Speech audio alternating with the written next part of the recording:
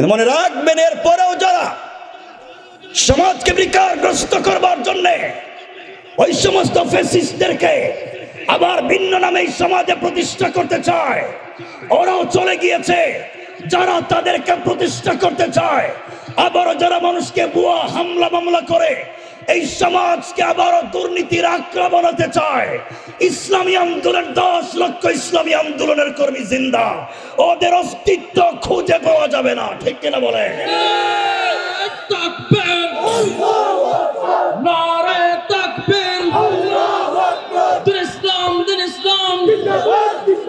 স্বৈরাচারের দূষরেরা হুঁশিয়ার সাবধান।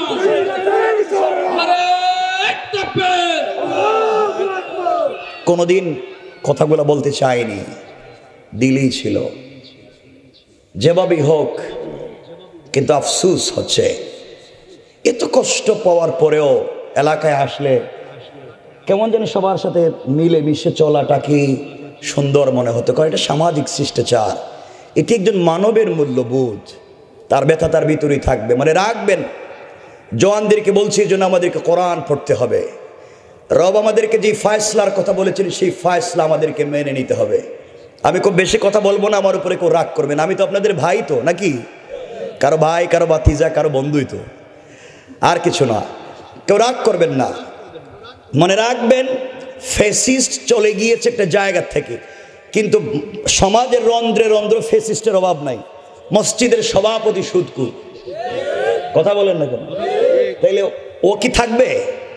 কথা বল, ও থাকার দরকার।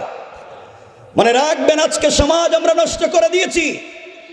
এমন হয়ে গিয়েছে, আমরা এই সমাজকে আমরা নষ্ট করে দিয়েছি এমন ভাবে, যারা দেখবেন গ্রামগঞ্জে, আমাদের শুধু এলাকায় না, গ্রামগঞ্জে যারা পঞ্চায়েতের বড় মুরব্বী, এলাকার সর্দার, এলাকার মাতবর, এলাকার মাতব্বর এমন গোলাম আছে, এক কাপ রং চা খেয়ে 500 টাকা হাতে পেলে এদিকের বিচার এদিকে দিয়ে দেয়। ঠিক কিনা বলে? এই সমস্ত ফ্যাসিস্টকেও আপনাকে আমাকে প্রতিরোধ করতে হবে, প্রতিহত করতে হবে, এই জাতির কাছে দিন পৌঁছে দেবার জন্য। এই জন্য আপনারা খেয়াল রাখতে হবে আমাদের সন্তানেরা কোন পথে যায়, কি করে। সবার সাথে মিলে চলবেন, সমাজে ফেতনা করবেন না, মারামারি দাঙ্গা হাঙ্গামা এটা নয়। সবাই মিলে চলেন, আমরা একটা জায়গাকে সমৃদ্ধ করি, একটা জাতিকে উন্নত করি, সবাই মিলেমিশে একটা রাষ্ট্রকে একটা ভালো জায়গায় নিয়ে যাই। আমি আপনি যদি ভালো হয়ে যাই, সমাজ তেমনি ভালো হয়ে যাবে। কথা বলেন না কেন? আমি নিজে খারাপ, ওই আরেকজনকে ভালো বানাইতে চেষ্টা করি। আমি খাই সুদ, আরেকজনকে গিয়ে কই তোর বউরে 3 তালাক দিলে কেন? ও তো 3 তালাক দিয়েছে, এত সুদ খাইছে, সুদ তো খাইছে, একবার ভয়ঙ্কর কাজ করছে। কথা বলেন না কেন? আল্লাহ আমাদেরকে হেফাজত করে, বলেন আমিন। খুব চমৎকার সংক্ষেপ কিছু কথা বলবো, মনোযোগ দিয়ে শুনবেন।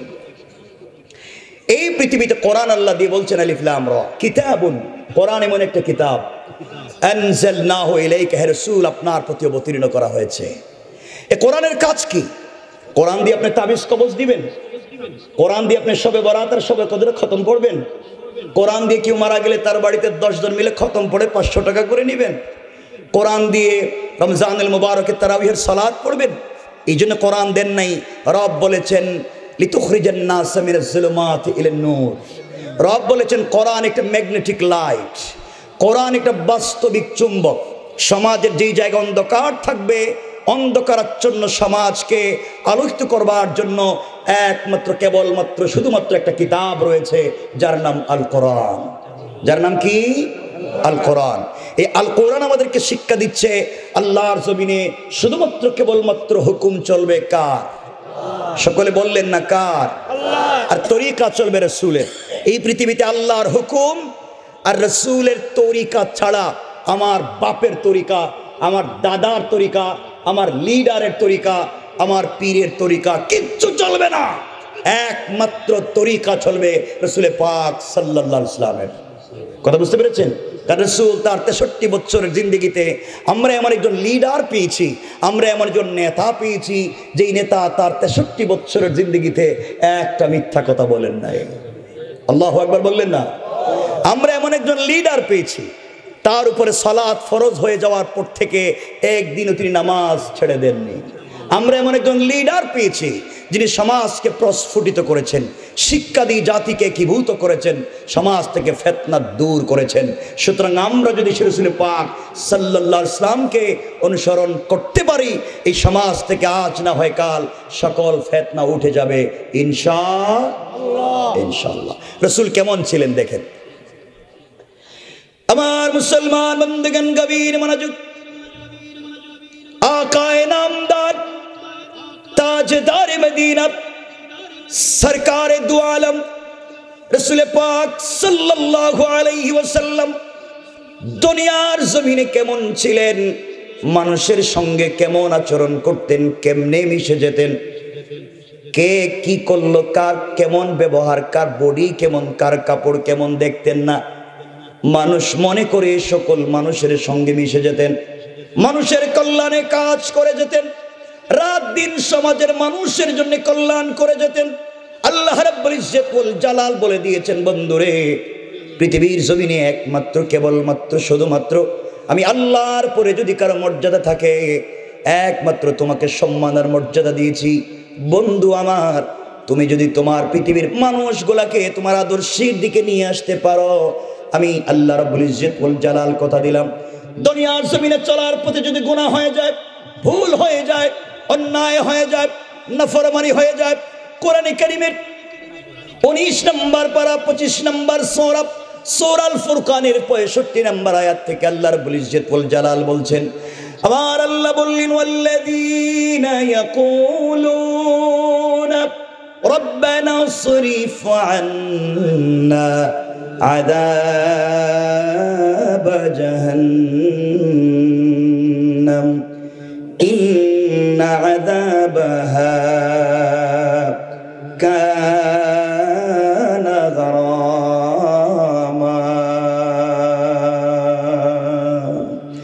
আল্লাহ রাব্বুল ইজ্জত ওয়াল জালাল বলছেন, মুসলমানেরা দুনিয়ার জমিনে চলার পথে গুনাহ যদি হয়ে যায়, অন্যায় যদি হয়ে যায়, গুনার কাজ যদি করে ফেলা, খারাপি যদি করে ফেলা, সাকারাতের আগে, গারগারা শুরু হয়ে যাওয়ার আগে, কবরে চলে যাওয়ার আগে, মালাকুল মউত আজরাইল পৌঁছে যাওয়ার আগে, পুরা জিন্দেগীর অপরাধের জন্য আমি আল্লাহর দরবারে হাত উঠায়া যদি ক্ষমা চাইতে পারো, আল্লাহ রাব্বুল ইজ্জত ওয়াল জালাল বলছেন, বান্দারে পুরা জিন্দেগীর অপরাধের জন্য ক্ষমা চাইতে দেরি হবে, আমি আল্লাহ আমার গোলামকে মাফ করে দিয়া এই পরিমাণ সওয়াব তার আমলনামায় লিখে দিয়া জান্নাতি বলে ফয়সালা করে দিতে আমার আল্লাহর 1 মিনিটও দেরি হবে না। পড়েন সুবহানাল্লাহ। রাসূল কেমন ছিলেন? যোহরের সালাত পড়ে আল্লাহর রাসূল মসজিদে নববী থেকে বের হলেন, হঠাৎ করে তাকিয়ে দেখে মদিনার বাজারে গাছের গোড়ায়, মদিনার বাজারে মাটির মধ্যে কলা পাতা বিছিয়ে উস্কো কুস্কো চুল আউলা কেশে পাগল বেশে একটি বিতি হাবশি গোলাম, যার চেহারা অনেক কালো, দাঁত মোটা, পাওরের লাইনের মতো কাটা কাটা, একজন গোলাম বসে বসে বসে বসে সবজি বিক্রি করে রাস্তার মধ্যে। আল্লাহ রাসূল দেখতে থাকলেন, যোহরের সালাত থেকে নিয়ে আসর পর্যন্ত দেখলেন ওই গোলাম রাস্তায় বসে বসে সবজি বিক্রি করে। কেউ তার কাছে সবজি নেওয়ার জন্য যায় না, কারণ তার কাপড়গুলা ভালো না, দেখতেও সুন্দর না, মাটির মধ্যে বসে আছে, কেউ তার আশেপাশেও যায় না। আল্লাহর রাসূল দেখলেন লোকটা চোখ থেকে পানি ছেড়ে ছেড়ে কান্না করে, কি যে একটা অবস্থা।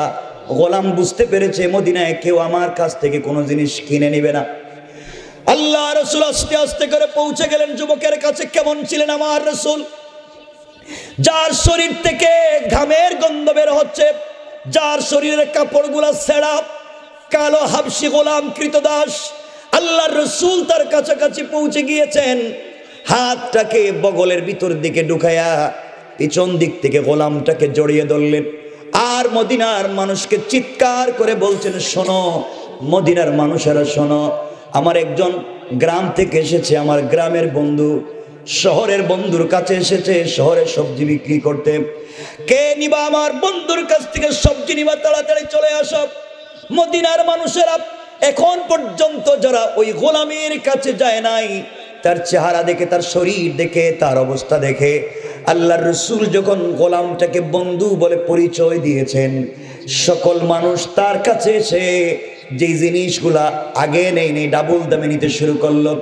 সবগুলা কয়েক মিনিটের ভিতরে শেষ হয়ে গেল। এবার আল্লাহর রাসূলের চেহারার দিকে তাকিয়ে ওই গোলাম চোখের পানি ছেড়ে ছেড়ে কান্না করে ডাক দিয়ে বলছে, রাসূলুল্লাহি ইয়া হাবিবাল্লাহ, পয়গম্বরে আরবি, আপনার কাছে আমি জানতে চাই, মানুষের কাছে আপনি বন্ধু বলে আমাকে পরিচয় দিলেন, আমি একজন গোলাম, কালো মানুষ, দেখতেও সুন্দর না, ঘর বাড়ি নাই, কৃতদাস, শরীর থেকে গামের গন্ধ বের হয়, আপনি আমাকে জড়িয়ে ধরলেন, আমার সবজিগুলা বন্ধু বলে বিক্রি করাইয়া দিলেন। ইয়া রাসূলুল্লাহ, সত্যি কি আপনি আমাকে বন্ধু বলে পাবলিকের কাছে পরিচয় দিতে পারবেন নাকি?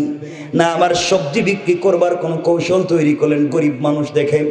আল্লাহ রাসূল দাঁড়িয়ে গেলেন, যুবকটাকে জড়িয়ে ধরলেন, কপালে চুম্বন করে বলছেন, শোনো মদিনার মানুষেরা, এই যে একটা ব্যক্তি দাঁড়িয়ে আছে, গ্রাম থেকে এসেছে, আমি শহরের বন্ধুর কাছে আমার বন্ধু, এই বলে পুরা মদিনার বাজারে বন্ধু বলে হাঁটাইয়া নিলেন, মানুষের কাছে পরিচয় দিলেন। যুবক কান্দে, গোলাম কান্দে, ইয়া রাসূলুল্লাহ, পাবলিকের কাছে আমার পরিচয় দিয়েছেন, আল্লাহর কাছে কি আমার পরিচয় থাকবে নাকি কিয়ামতের দিনে? আল্লাহর রাসূল বলছেন, শোনো গোলাম, তোমার ভিতরে তাওহীদ আছে, রিসালাত আছে, তোমার শরীরের গঠন কেমন, কন্ডিশন কেমন, কাপড় আছে কিনা আমি জানতে চাই না, তুমি দিল থেকে আল্লাহকে ভালোবাসো, আমি রাসূলকে ভালোবাসো, এর চাইতে বড় পরিচয় পৃথিবীতে আর হতে পারে না। পৃথিবীতে বন্ধু বলে পাবলিকের কাছে পরিচয় দিয়ে দিলাম, তুমি আমার বন্ধু, আর আখিরাতেও আমি যেই জান্নাতে যাব, তুমিও বন্ধু হিসাবে আমার সঙ্গে সেই জান্নাতে চলে যাইবা। পড়েন সুবহানাল্লাহ। কেমন ছিল আল্লাহ রাসূলের চরিত্র, কেমন ছিল আল্লাহ রাসূলের আদর্শ? সমাজকে বিকারগ্রস্ত করেন নাই, সমাজের মধ্যে ফিতনা তৈরি করেন নাই। এই জন্য চলার পথে আমি আপনাদের কাছে বেশি সময় নিব না। চলার পথে একটা কাজ যদি করতে পারেন, শুধু মনে করতে পারেন হাসবি আল্লাহ, আল্লাহ আমার জন্য যথেষ্ট, এই একটা মাত্র কথা, হাসবি আল্লাহ। পুরা দুনিয়া যদি আপনার বিরুদ্ধে চলে যায়, পুরা দুনিয়ার পূর্ব থেকে পশ্চিম, উত্তর থেকে দক্ষিণ, পুরা দুনিয়া যদি আপনার বিরুদ্ধে চলে যায়, আপনি সাজদায় গিয়ে আল্লাহকে ডাক দিয়া বলেন, আল্লাহ, দুনিয়ার মানুষ আমার বিরুদ্ধে চলে গিয়েছে, আমি তোমার কদমে সাজদায় পড়ে গিয়েছি, আল্লাহ আমার যে আর কোনো যাওয়ার জায়গা নাই। তুমি বলেছো গোলাম বিপদে পড়ে গেলে সুজদা ওয়া কিয়ামা, আমার জন্য সেজদা করো, আমার জন্য দাঁড়াও, আমার জন্য রুকু করো। আল্লাহ বলবার কোনো জায়গা নাই, পরিশানির অভাব নাই, আমি না বিপদগ্রস্ত, তোমার কদমে পড়ে গেলাম। গোলাম যখন সেজদায় পড়ে হাসবি আল্লাহ, আল্লাহ আমার জন্য যথেষ্ট মনে করে ফেলে, আল্লাহ রাব্বুল ইজ্জত ওয়াল জালাল বুঝাতে চাইলেন, বান্দারে পুরা পৃথিবী যদি তোমার বিরুদ্ধে চলে যায়, সবার দরওয়াজা যদি বন্ধ হয়ে যায়, আমি আল্লাহ আমার কুদরতের দরওয়াজা খুলে দিয়া তোমাকে আমার কোলে উঠাইয়া নিতে আমি আল্লাহর এক মুহূর্ত দেরি হবে না। পড়েন সুবহানাল্লাহ, আল্লাহু আকবার। এজন্য আমি যে কথা বলতে খুব মনোযোগ দিয়ে শুনবেন। ওই যে হাসবি আল্লাহ বললাম, রবের কদমে সেজদায় পড়ে যা চাইবেন তা পাইবেন। এক, পৃথিবীতে বিপদে পড়ে গেছে, সব আপনার বিরুদ্ধে, সব আমি সহ সবাই আপনার মাইরে ফেলাইতে চায়, আপনি শুধু সেজদায় গিয়ে পড়েন হাসবি আল্লাহ, আল্লাহ আমার জন্য যথেষ্ট, রব ওয়াদা করেছেন আমি যতক্ষণ আছি তুমি বেঁচে থাকবে। সুবহানাল্লাহ বললেন না? ওই কেমনে, আমি ঘটনা বলবো না, 1 মিনিটে সেটা বুঝাবার জন্য আপনাদেরকে নিয়ে যাই, শুধু 1 মিনিট। কেমনে বাঁচাবেন? আল্লাহ রাসূল সাল্লাল্লাহু আলাইহি ওয়াসাল্লাম হিজরত করে যেদিন মক্কা থেকে মদিনায় চলে যাবেন, আমরা মদিনায় যাওয়ার ঘটনা বলছি না, হিজরতের ঘটনা বলছি না, শুধু শুনবেন। রাসূল পাক সাল্লাল্লাহু আলাইহি ওয়াসাল্লাম গভীর রাত্রে উঠে গেলেন, জিবরিল আমিন উঠাইয়া দিলেন। রাসূল সাল্লাল্লাহু আলাইহি ওয়াসাল্লাম 2 রাকাত সালাতের জন্য ওযু করলেন, সালাত পড়লেন। জিবরিল আমিন বলছেন, হে রাসূলুল্লাহ আপনাকে হিজরত করতে হবে ইয়াসরিবের দিকে, মদিনার দিকে, খেজুর বাগানের দিকে। আল্লাহ রাসূল হিজরতের জন্য তৈরি হয়ে গেলেন, ঘর থেকে বের হয়ে যাবেন, হঠাৎ করে শুনেন পুরা দুনিয়ার কাফেরেরা, জালেমেরা তার বাড়িকে ঘেরাও করে ফেলেছে, নেজানিয়া তীর নিয়ে, বল্লম নিয়ে আল্লাহ রসুল ঘর থেকে বের হলে মেরে ফেলবে, দুনিয়ার জমিনে জিন্দা রাখবে না। আল্লাহ রসুল সাল্লাল্লাহু আলাইহি ওয়াসাল্লাম বুঝতে পারলেন কাফেরেরা ঘর থেকে বের হলে মেরে ফেলবেন। আল্লাহকে ডাক দিয়া বলছেন, আল্লাহ তাআলা আপনি আমাকে বলেছেন ওই রাস্তা দিয়ে চলে যাও, মদিনায় চলে যাও আপনি বলেছেন, আর চতুর্দিকে কাফেরেরা দাঁড়িয়ে আছে, ঘর থেকে বের হলেই তো ওরা মেরে ফেলবে, কেউ বাঁচিয়ে রাখতে পারবে না। আল্লাহ বলছেন বন্ধুরে তুমি শুধুমাত্র এটা চিন্তা করো, হাসবি আল্লাহ, আল্লাহ আমার জন্য যথেষ্ট, কেউ কিছু করতে পারবে না। এই বিশ্বাস বুকে ধারণ করে কোরআন থেকে তেলাওয়াত করে ঘর থেকে বের হয়ে যাও। ঘর থেকে বের হয়ে যাওয়ার দায়িত্ব তোমার, আর তোমাকে হেফাজতের জিম্মাদার স্বয়ং আমি আল্লাহ। আল্লাহ রাসূল সাল্লাল্লাহু আলাইহি ওয়াসাল্লাম দরজার কাছে পৌঁছে গেলেন, দরজা খুলবেন, আল্লাহকে ডাক দিয়ে বলছেন, আল্লাহ আমি জানি আপনি আমাকে বাঁচাবেন, পৃথিবীর সকল মানুষ যদি বিরুদ্ধে চলে যায় কেউ কিছু করতে পারবে না, আপনি বাঁচাবেন। ওয়ালাকিন লিয়াতমাইন্না কলবি, কিন্তু ওর অন্তরে প্রশান্তি পাই না। আয় আল্লাহ আত্মরক্ষা করবার জন্য যদি কোনো জিনিস দিতেন যা দিয়ে আত্মরক্ষা করা যায়, আমার উম্মতেরা যেন বুঝতে পারে জালেমের জুলুমের শিকার হলে সম্মান বাঁচাবার জন্য আত্মরক্ষা করবার জন্য প্রস্তুতি নিতে পারে। আল্লাহ তাআলা আপনি আমাকে ব্যবস্থা করে দেন। আল্লাহ বলছেন বন্ধুরে তুমি যদি আত্মরক্ষা করতে চাও হাতের মধ্যে কিছু বালি নেও অথবা কঙ্কর নেও অথবা পাথর নেও, দরজা খুলে সামনের দিকে নিক্ষেপ করো, কেউ তোমার কিছু করতে পারবে না। আল্লাহ রাসূল বলছেন আল্লাহ তাআলা ওদের হাতে আধুনিক অস্ত্র চতুর্দিকে দাঁড়িয়ে আছে, ঘর থেকে বের হলে মেরে ফেলবে। আর আপনি বলছেন বালি হাতে নেওয়ার জন্য, কঙ্কর হাতে নেওয়ার জন্য।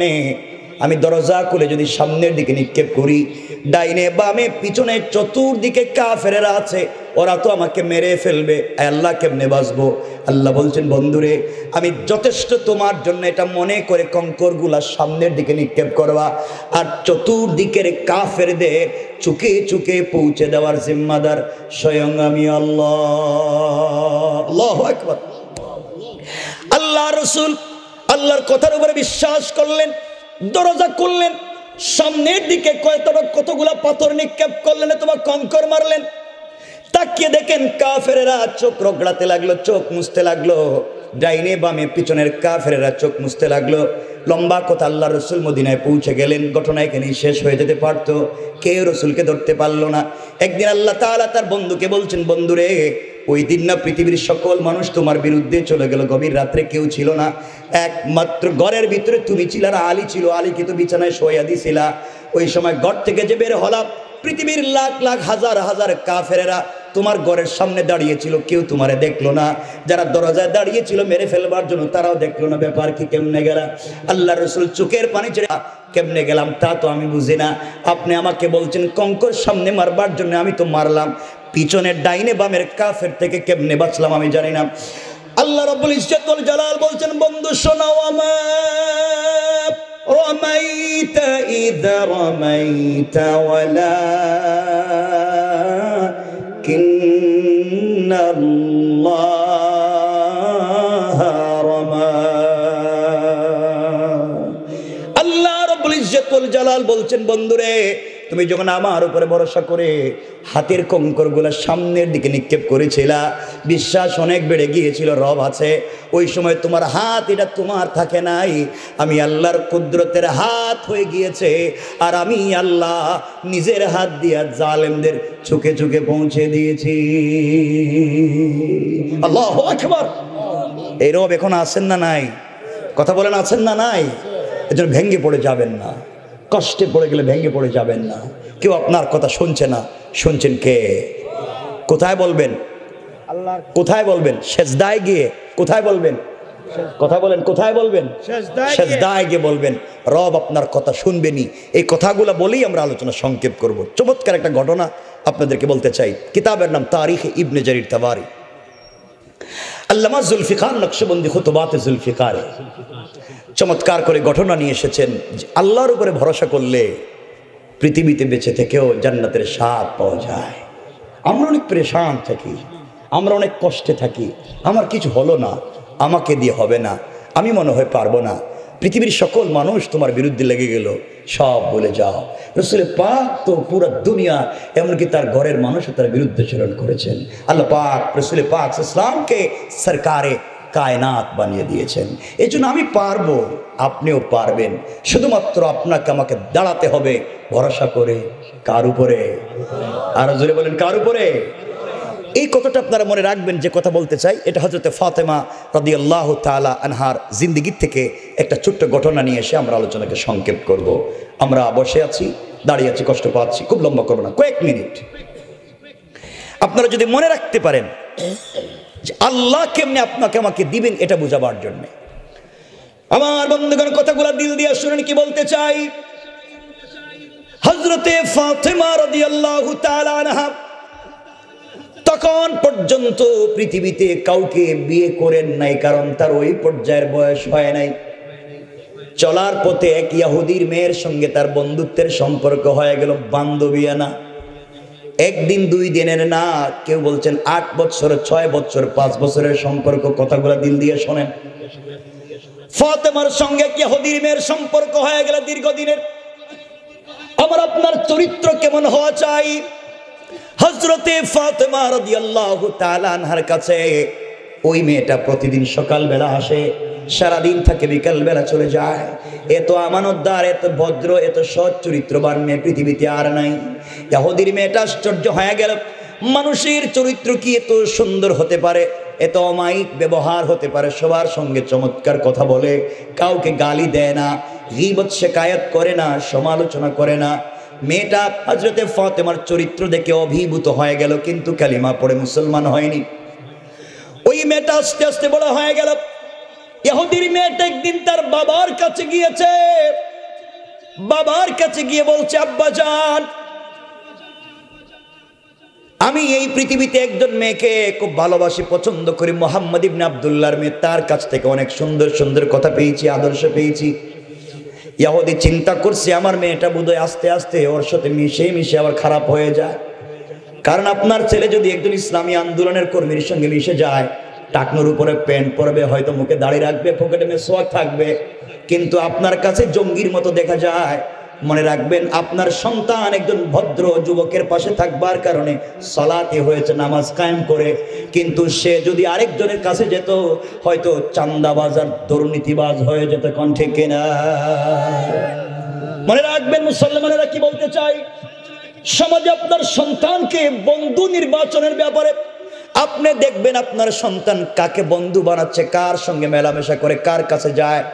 আপনার বন্ধু যার কাছে গেলে রাস্তায় চান্দাবাজি করতে পারে, মদ খেতে পারে, জুয়া খেলতে পারে, ফেন্সিডিল খেতে পারে, এমন মানুষ যত ভালো দেখাক তার সঙ্গে বন্ধুত্ব করা যাবে না। আর রিক্সাওয়ালার ছেলে, ভ্যানওয়ালার ছেলে, সেও যদি নামাজি হয়, আমানতদার হয়, দাড়িওয়ালা হয়, পরহেজগার হয়, এমন ব্যক্তির সঙ্গে বন্ধুত্ব করলে খুশি হয়ে যাবেন আমার আল্লাহ। কথা কি বুঝতে পারলেন? আমার কথা কি বুঝতে পারতেছেন? মনে বুঝতে পারেননি? কথা বুঝতে পারতেছেন? একটু হাত তুলে দেখান তো দেখি কার কার অসুবিধা হচ্ছে। অসুবিধা হইতেছে নি? আওয়াজে মনে হইতেছে অসুবিধা হইতেছে, হাতও তুললেন। অসুবিধা হচ্ছে? আমি আপনাদের সচেতনতার দিকে খেয়াল করতেছি, খুব মনোযোগ দিয়ে শুনবেন। মুসলমানেরা কি বলতে চাই, কি মেসেজ দিতে চাই, কি ইনফরমেশন দিতে চাই।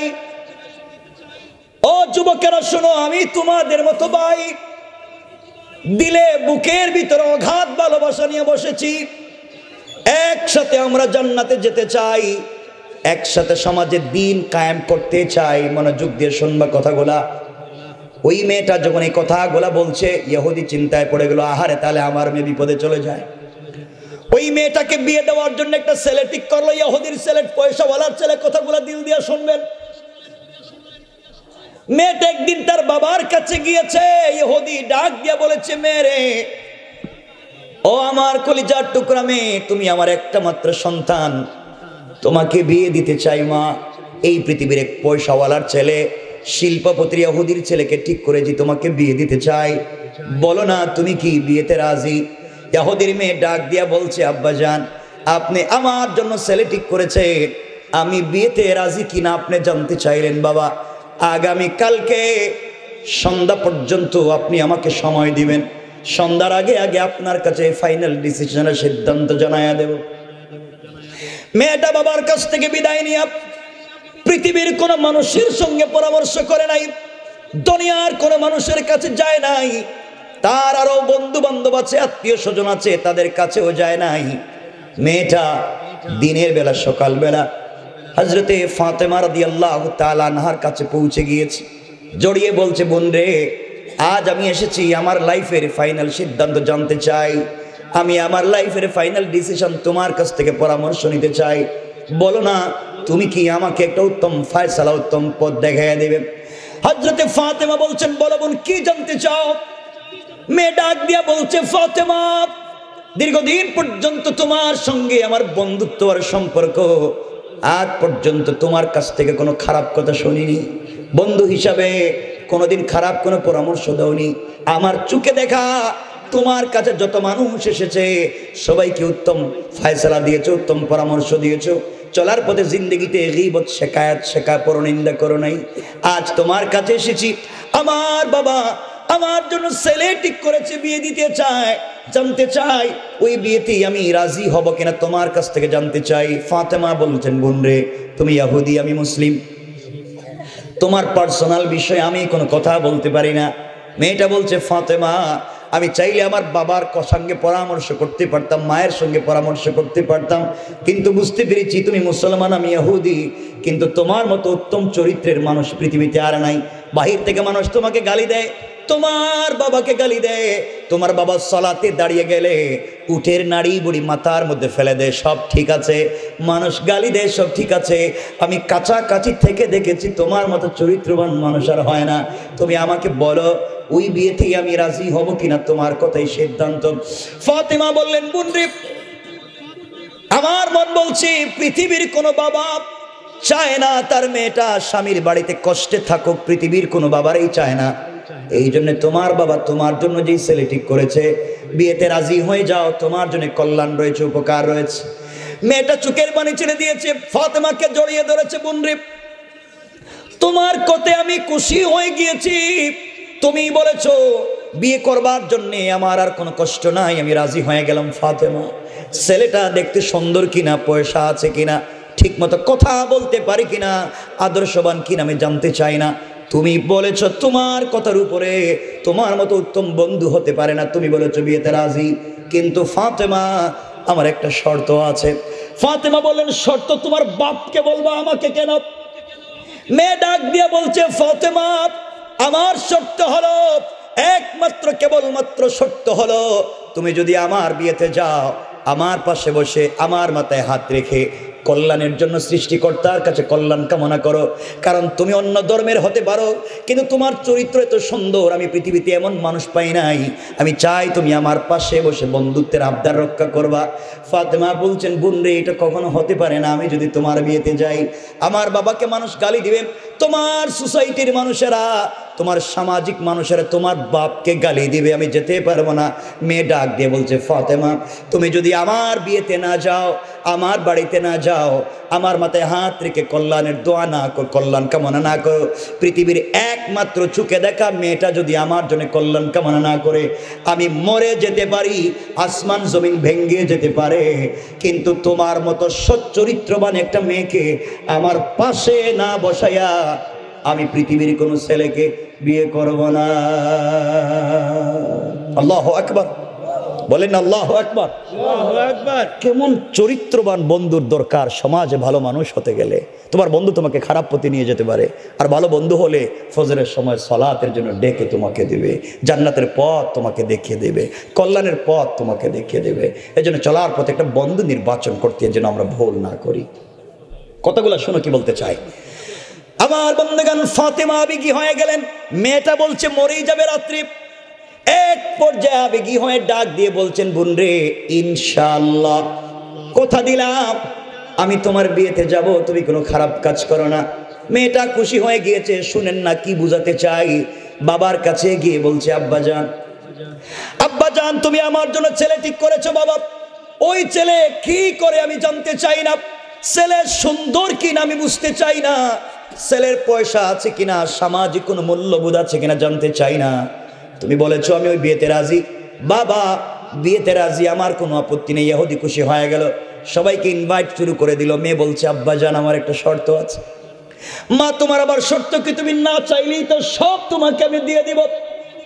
মেয়ে ডাক দিয়া বলছে আব্বা জান আমার শর্ত হলো ওই বিয়েতে আমার বান্ধবী মুহাম্মদ ইবনে আব্দুল্লাহর মেয়ে ফাতেমাকে ইনভাইট করেছি, দাওয়াত করেছি, ও কিন্তু আমার বিয়েতে আসবে, এই শর্তে আমি রাজি।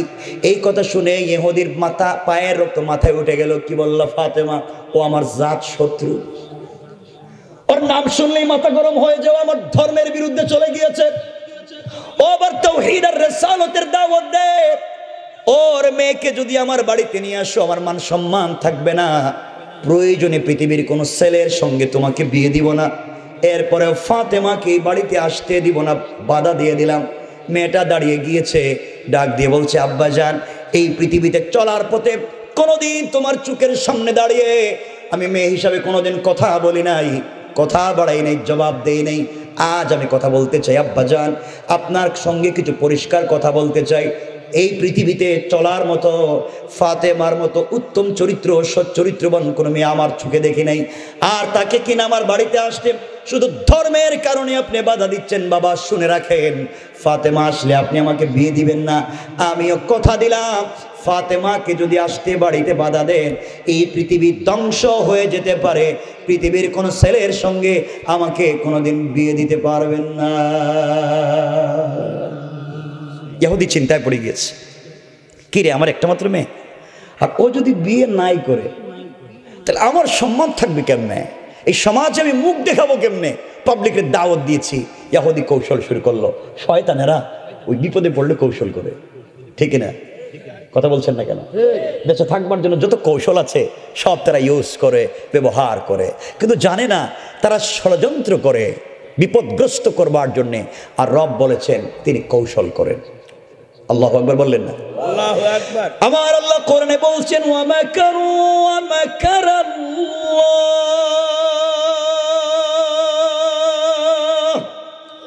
ওয়াল্লাহু খায়রুল মাকিরিন।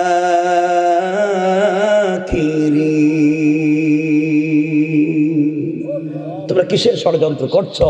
রব বলছেন আমি তো সর্বশ্রেষ্ঠ কুশলী, তোমাদের সকল ষড়যন্ত্র ব্যর্থ হবে। আরেক জায়গায় রব বলেছেন ইন্না কাইদাশ শাইতানি কানা যায়ীফা, সকল কুট কৌশল আমি রবের কাছে মশা মাছির চাইতে আর দুর্বল। পড়েন না সুবহানাল্লাহ। বিশ্বাস রাখতে হবে কার উপরে? কথাগুলো শুনেন না কি বলতে চাই আমার বন্ধুগণ, কথাগুলো দিল দিয়ে শুনেন কি বলতে চাই। ইহুদি ষড়যন্ত্র করে কৌশল করে তার মেয়েটাকে বলছে মারে তুই শোন, ফাতেমাকে আসতে দিতে হবে, আপত্তি নেই ফাতেমা আসো, আমার কোনো আপত্তি নেই, তাও বিয়েতে রাজি হ। মেয়েটা খুশি হয়ে গিয়েছে। এবার ইহুদি বলছে শোনো আমার একটাও শর্ত আছে। বাবা তোমার আবার শর্ত কি? আমার শর্ত হলো আমি যে সোসাইটিতে বড় হয়েছি সবাই পয়সাওয়ালার ছেলে মেয়ে, তোমার বিয়েতে যারা আসবে দামি দামি অর্নামেন্টস জুয়েলারি পরে আসবে, দামি দামি গিফট নিয়ে আসবে।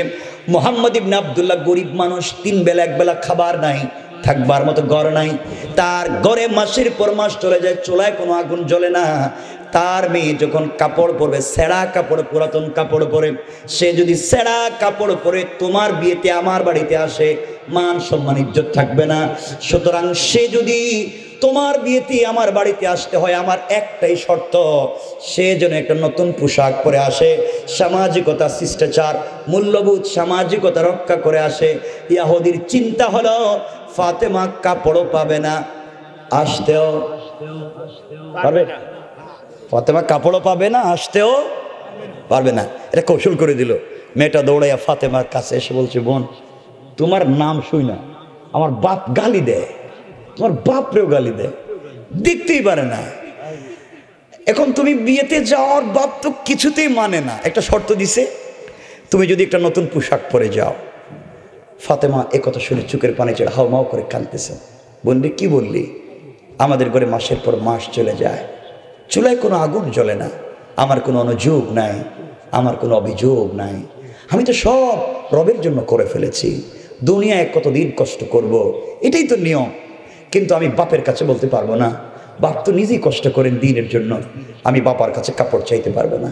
মেয়েটা বলছে ফাতেমা তুমি যদি কাপড় না পাও তাহলে আমি আজকে রাত্রে তোমার চোখের সামনে মরে যাব, কারণ তুমি ছাড়া আমি বিয়ে করবো না। আল্লাহু আকবার বললেন না? জোয়ানেরা বলো না আল্লাহু আকবার। তোমাদের অবস্থা এমন কেন জোয়ানেরা? তোমাদের তো স্পিরিট থাকবার কথা ছিল, স্পিরিট এমন ব্রেক করলো কেন? কষ্ট হচ্ছে? হযরতে ফাতেমার কাছে ওই মেয়েটা গিয়ে পরামর্শ চাইলো। আমাদের সোসাইটিতে, আমাদের ইউনিভার্সিটিতে পড়ছে, আমাদের কোনো মেয়েকে যদি তার বাপকে বলে, মা তোমার জন্য একটা ছেলে ঠিক করেছি, ছেলেটা দেখতে খুব সুন্দর, নামাজি, ভদ্র, মেসওয়াক করে, তোমাকে বিয়ে দিতে চাই, তুমি কি রাজি? মেয়ে বলবে, বাবা আপনি কি বলছেন? আই ডোন্ট নো, আমি তো এটা জানি না, আমি সরি, আমাকে ডিস্টার্ব করবেন না। আপনি বলতেছেন আমাকে বিয়ে দিবেন, আমি তো 5 বছর আগে মোগলা বাজারের এক বল্টুর ছেলের সাথে প্রেম করে কাম সেরে লইছি। ঠিক না? এটা ঠিক কইছে কেডা রে?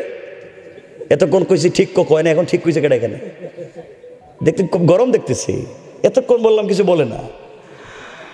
বাবা আপনি আমার জন্য ছেলে ঠিক করছেন, আমি তো অনেক আগেই লাইন কাম সেরে লইছি। এটা হচ্ছে আমাদের সোসাইটির কন্ডিশন। কিন্তু মেয়েটা পৃথিবীর কারোর সঙ্গে পরামর্শ করতে যায়নি, গিয়েছে হযরতে ফাতেমার কাছে। সুবহানাল্লাহ বলেন না? দেখেন, ভালো মানুষের সঙ্গে সম্পর্ক হলে ওটা আর কিছু করুক আর না করুক, পারুক আর না পারুক, আপনাকে একটা চমৎকার ডাইনের রাস্তা দেখিয়ে দেবে, একটা রিজন, আপনি একটা লাইন দেখিয়ে দিবে, আপনি একটা ভালো পথ দেখিয়ে দিবে। রাসূল পাক সাল্লাল্লাহু আলাইহি ওয়াসাল্লাম এই জন্যই বলছেন, তোমরা চলার পথে বন্ধু নির্বাচন করো, কারণ তোমরা আতরওয়ালার কাছে যদি যাও, সে যদি আতর তোমাকে নাও দেয়, তার বডিতে আতর থাকবার কারণে তোমার বডিতে সুঘ্রাণ লাগবে।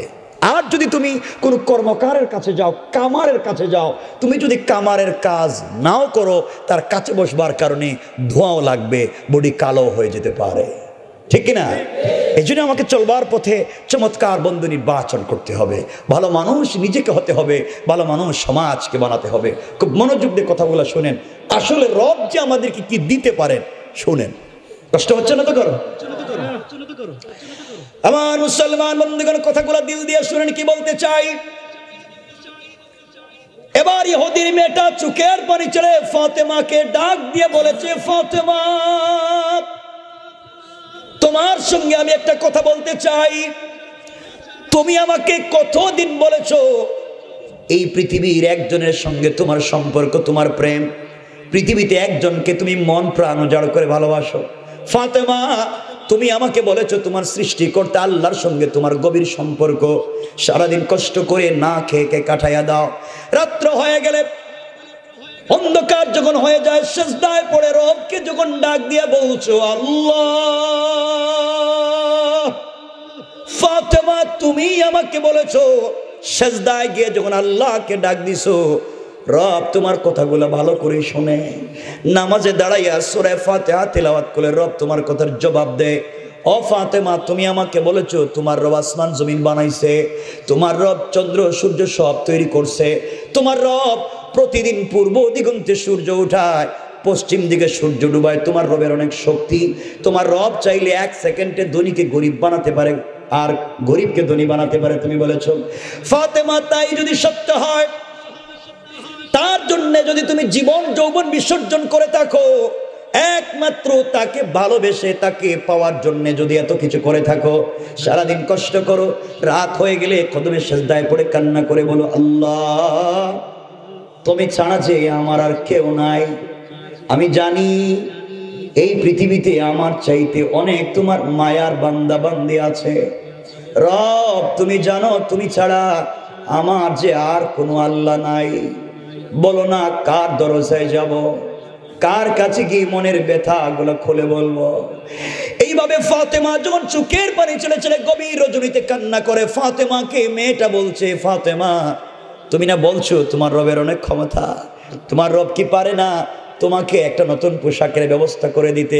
ও ফাতেমা আমি ইহুদির মেয়ে কথা দিলাম, তুমি যদি একটা নতুন পোশাকের ব্যবস্থা করে আমার বিয়েতে যেতে পারো, আমি কথা দিলাম ওই দিন কালিমা পড়ে মুসলমান হয়ে যাব। ফাতেমা আবেগী হয়ে গেছেন এই কথা শুনে, সাথে সাথে বলে ফেলছেন, বোন ইনশাআল্লাহ কথা দিলাম আমি তোমার বিয়েতে যাব এবং এই পৃথিবীর সব থেকে দামি কাপড় পরে যাব। না সুবহানাল্লাহ এটা কালকে কইেন ওয়াজের পরে, সবাই বলেন একটা সুবহানাল্লাহ। কেমন জানি হয়ে যাইতেছে এরা। আমার বন্ধুগণ, ফাতেমা আবেগ নিয়ে বলছেন ইনশাল্লাহ যাব। মেয়েটা বাপের কাছে গিয়ে বলছে, আব্বা ফাতেমা কিন্তু আসবে এবং নতুন কাপড় পরে আসবে। ইহুদিকে দো থাকবার জায়গা নেই, খাওয়ার মতো পয়সা নেই, আবার নতুন পোশাক পরবো, টাকা পাইবো কই, যা টাকাও পাবে না, আসতেও পারবে না। এই কথাটা শুনে ফেলছেন আমার আল্লাহ। আল্লাহু আকবার বললেন না? রব বলতেছেন শয়তান যে আমাকে ভালোবাসে, তুই তাকে এভাবেই ছোট করলি, এভাবেই তার চরিত্র নিয়ে কথা বললে। আমি রব সিদ্ধান্ত নিলাম আমি ফাতেমাকে এই বাড়িতে পাঠাবই। আল্লাহু আকবার। রব চাইলে পারবেন না? পারবেন কি না জোরে বলেন না? পারবেন। শোনেন মনোযোগ দিয়ে আমার বন্ধুগণ, কত চমৎকার পরিবার হযরতে ফাতেমা রাদিয়াল্লাহু তাআলা আনহা। যেদিনই কথাগুলো হচ্ছে ওই দিন থেকে 1 মাস পরে বিয়ে। কয় মাস? 1 মাস পরে বিয়ে। কিন্তু ওই 1 মাসে অনেক ঘটনা ঘটেছে, অনেক ঝামেলা হয়েছে। এই সবগুলো আমরা রাখলাম, লম্বা করতে চাই না। 1 মাস বিয়ের আগে অনেক ঘটনা এখানে ঘটছে, এগুলো বলে লম্বা হয়ে যাইব। আমরা ডাইরেক্ট চলে গেলাম আগামীকাল কি বিয়ে, কোন দিন, মধ্যখান দিয়ে 1 মাসের ওয়াজিটা রেখা দিলাম, কারণ এটা বলার মতো লম্বা সময় আমাদের নেই। বিয়ে কোন দিন বলেন না? আগামীকালকে বিয়ে, 1 মাসের ওয়াজ বাতিল। আগামীকাল কি বিয়ে? মেয়েটা আজকে সন্ধ্যার সময় এসে ফাতেমাকে বলছে, বোন কালকে না আমার বিয়ে, তুমি কি কাপড় পেয়েছ? ফাতেমা বললেন, কি বলো, আমি তো ভুলেই গেছি, কালকে যে তোমার বিয়ে এটা তো আমার মনেই নাই। মেয়ে বলছে, ফাতেমা তাইলে বোধহয় আমার কপালের বিয়ে নাই, আমার মরা ছাড়া কোনো পথ নাই, কারণ তুমি যখন থাকবা না তাহলে আমার বিয়েতে আর যাওয়ার দরকার নেই। ফাতেমা বলছেন, চিন্তা করিস না, আমি যাকে বলি হাসবি আল্লাহ, আল্লাহ আমার জন্য যথেষ্ট। এখনো 12 ঘন্টা 1 রাত বাকি আছে, রব চাইলে রাতের ভিতরেই ব্যবস্থা করে দিবে। আল্লাহু আকবার। আমার বন্ধুগণ, মেয়েটা চলে গেছে। হযরতে ফাতেমা রাদিয়াল্লাহু তাআলা আনহার রাত্র গভীর হয়েছে, আমাদেরও গভীর হয়ে গেছে, 12:30 হয়ে গেছে, গভীর হয়েছে না? গভীর হয়ে গেছে, রাত্র গভীর হয়ে গেছে। ফাতেমারও কি হয়েছে কতক্ষণ না কেন? ফাতেমা গভীর রাত্রে মুসল্লা বিছিয়ে দিয়েছেন, সেজদায় পড়ে গিয়েছে। ওকে বলতেছে, ফাতেমা গভীর রজনীতে সেজদায় পড়ে চোখের পানি ছেড়ে আল্লাহকে ডাক দিয়া বলেছেন, আল্লাহ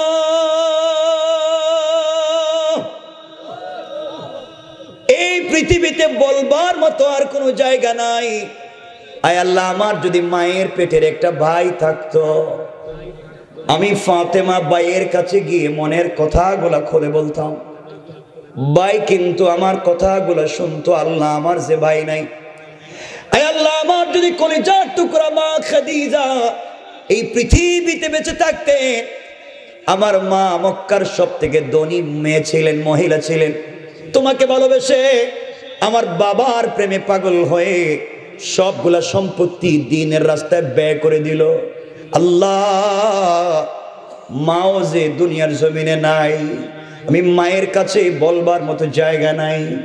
আমি যে আমার বাবার কাছে বলবো, বাবা সারাদিন তোমার গোলামদেরকে নিয়ে রাত দিন মাঠে ময়দানে ঘুরে বেড়ায়, মাসের পর মাস চলে যায়, ফাতেমার ঘরের চুলে আগুন জ্বলে না।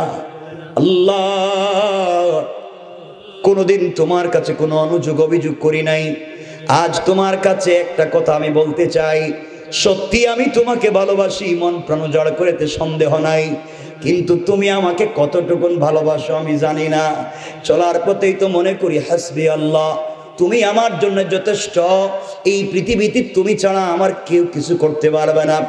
আয় আল্লাহ, আজ তোমার কাছে একটা জিনিসের আবদার করতে চাই, ফাতেমার চাহিদা পূরণের জন্য না, ফাতেমার সৌন্দর্য বাড়াবার জন্য না, এমন একটা কাপড়ের আবদার তোমার কাছে করতে চাই। আমার বাবা দ্বীনের দাওয়াত নিয়ে হাটে মাঠে যায়, আমি মেয়ে মানুষ হওয়ার কারণে যেতে পারি না। আয় আল্লাহ, তুমি আমাকে একটা কাপড়ের ব্যবস্থা করে দাও, ওই কাপড় পরে আগামীকালকে ইহুদির মেয়ের বিয়ে বাড়িতে যেতে চাই, এটা যেন তাবলীগের দাওয়াত হয়ে যায়, দ্বীনের দাওয়াত হয়ে যায়। কাপড় পরে ইহুদির মেয়ের বিয়ে বাড়িতে যাব, ওই বাড়িতে যত মহিলারা একত্রিত হবে, জমা হবে, সকল মহিলারা যেন কালিমা পড়ে মুসলমান হয়ে যায়। এভাবে কাঁদলেন। সালাত শেষ করে ফেললেন। গভীর রজনীতে দরজা জানালা বন্ধ, হঠাৎ করে তাকিয়ে দেখে ঘরের কর্নারে 2টা কাপড়ের প্যাকেট। একটু জোরে বলেন আল্লাহু আকবার। কাপড় 2টা প্যাকেট হাতে নিলেন। কে রে, দরজা জানালা বন্ধ দিয়ে গেল, কি এটা দিলটাকে? কলিজার টুকরা প্রিয় বাপ তো এখনো বেঁচে আছেন। রাসূল পাক সাল্লাল্লাহু আলাইহি ওয়াসাল্লামের কাছে বলছেন, আব্বা জান 2টা কাপড় কে দিয়ে গেল? নবীজি প্যাকেটটা খুললেন। একটা প্যাকেট খুলে দেখেন, একটা প্যাকেট একটা সালোয়ার, একটা কামিজ, আর একটা প্যাকেট একটা ওড়না। 3 টুকরা কাপড় জান্নাতি মহিলাদেরই হবে, সালোয়ার কামিজ আর ওড়না। রাসূল পাক দেখেন সালোয়ার কামিজ স্টোন দেয়া, পাথরের টুকরা দিয়ে ডিজাইন করা, আর ওড়নার মধ্যে গ্লাসের টুকরা দিয়ে ডিজাইন করা। প্যাকেট যখন খুলছেন, সাথে সাথে প্যাকেটের ভিতর থেকে জান্নাতুল ফিরদাউসের মিশকে আম্বরের গ্রান বের হয়ে গিয়েছে। আমি আশ্চর্য হয়ে গেলেন, এটা কোনো ফ্যাশন ডিজাইনের সঙ্গে যায় না, পৃথিবীর কোন ডিজাইনের সঙ্গে যায় না, এত চমৎকার কোথায় কাপড় পেয়েছে? হঠাৎ করে শোনেন দরজার মধ্যে কে নক করতেছে। কে তুমি? ইয়া রাসূলুল্লাহ, আনা জিবরাইল। জিবরাইল এত রাত্রে কেন? ইয়া রাসূলুল্লাহ, আল্লাহ আপনাকে সালাম দিয়েছেন, একটা কথা বলতে বলছেন। হযরতে রাসূল পাক বলছেন, ফাতেমা একটু ঘরে যাও তো। জিবরিল আমিন আসছেন। ইয়া রাসূলুল্লাহ, কাঁদতেছেন কেন? রাসূল বলছেন, কান্দি ওই যে কাপড়, আমার মেয়ে কাঁদছে, কি দিয়ে গেল খুঁজে পাইতেছে না। জিবরিল আমিন বলছেন, ইয়া রাসূলুল্লাহ কাঁদবেন না, আল্লাহর পক্ষ থেকে সালাম নেন। আপনার মেয়ে ফাতেমা সকল কাজে কর্মে আল্লাহকেই যথেষ্ট মনে করে, একমাত্র আল্লাহ ছাড়া তার জন্য আর কোনো কথাই চলে না। আজকে সেজদায় পড়ে রবের কাছে কাঁদতে কাঁদতে একটা কাপড় চাইছে।